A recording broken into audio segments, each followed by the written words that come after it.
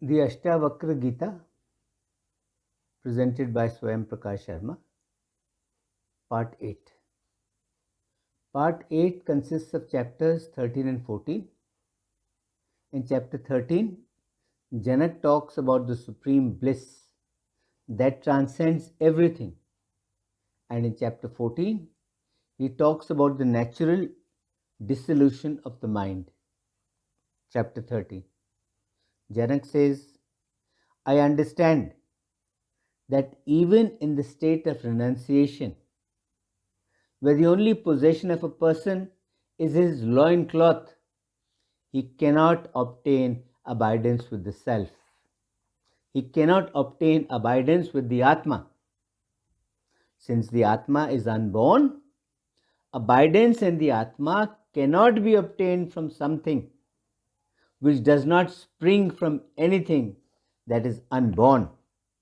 Therefore, abidance in the Atma cannot be obtained by renunciation. That being the case, I give up both renunciation and acceptance. And giving up both renunciation and acceptance, I live in true happiness. When I undertake physical yogic exercise, then there is distress in the body. I find doing yogic exercise painful. When I undertake the recitation of mantras, that is, when I do mantra jap, then it causes distress of the speech. I find this painful as well. And when I concentrate, that is, when I do dhyan or when I do samadhi, then the effort of doing so causes distress of the mind. I find this painful too. In view of the distress and the pain caused by all of them, I give them all up. And giving them all up, I abide in the supreme goal of life. That is, I live in my Atma. I finally understood that nothing in reality is done by the self. I finally understood that nothing in reality is done by the Atma. I only do whatever comes of itself. I only do whatever comes of its own accord. I have no ego whatsoever. And since I have no ego whatsoever, I live in true happiness. The yogis who are attached to the body, such yogis insist either on doing particular action or on refraining from doing action altogether. That is, they insist on not doing any action at all.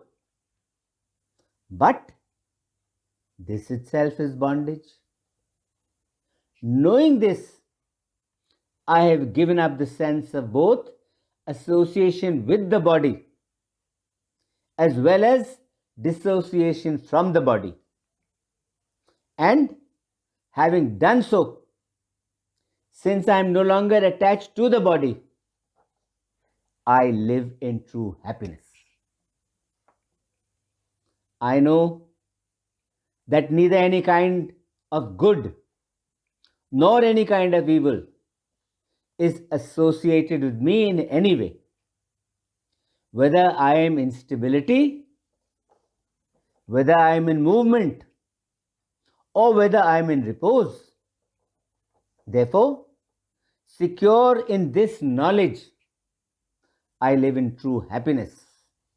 Whether I am at rest, whether I am moving, or whether I am asleep, I live in true happiness at all times and in all conditions. For me, there is no lapse. For me, there is no shortcoming, whether I am in rest or whether I am in the middle of effort. Therefore, I abandon the sense of deprivation and delight and live in true happiness. I find that both pleasure and pain, they are always fluctuating all the time and under different circumstances. There is no stability in them. Therefore, I have given up both pleasure and pain. I have given up both good and evil. And having given them all up, I live in true happiness.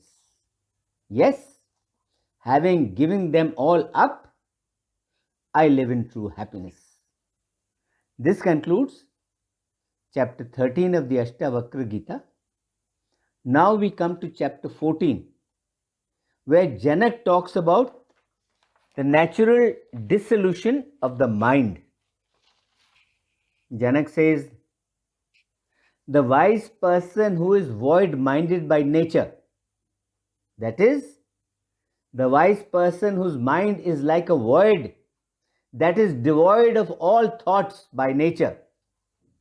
Such a man perceives all objects unintentionally. He does not perceive objects on purpose or because of any reason.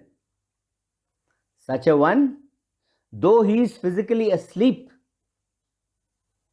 is seen as awake.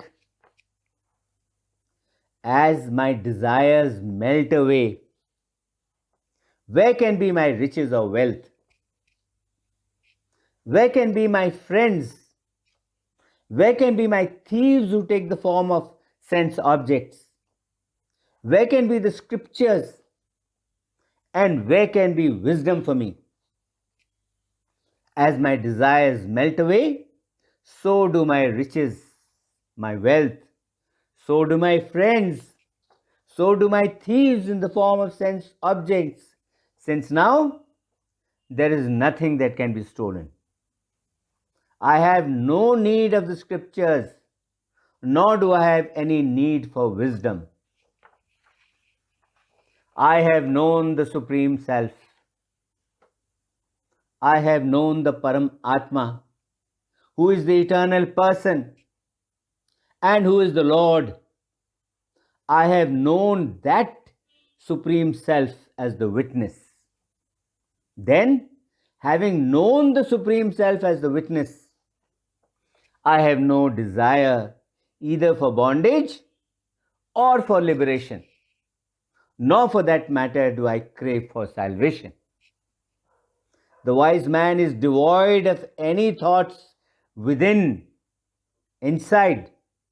Then, devoid of any thoughts within, devoid of any thoughts inside, and moving about at his leisure outside, like a deluded person. The wise man, whose condition is different from others, his condition can only be understood by another wise person like him.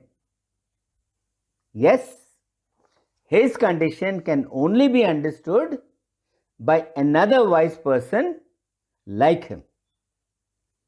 This concludes chapter 14 and part 8 of the Ashtavakra Gita.